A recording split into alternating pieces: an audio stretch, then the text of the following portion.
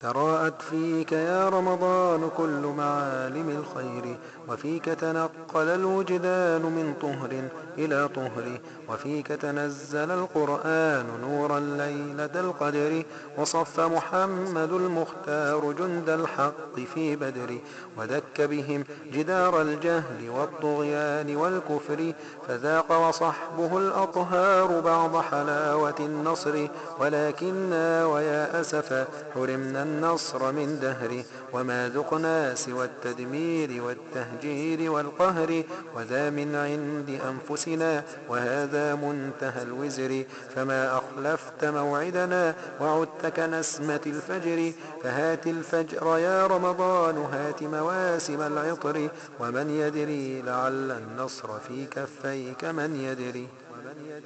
لعل النصر في كفيك من يدري. فهات الفجر يا رمضان هات مواسم الخير، ومن يدري لعل النصر في كفيك من يدري، ومن يدري لعل النصر في كفيك من يدري.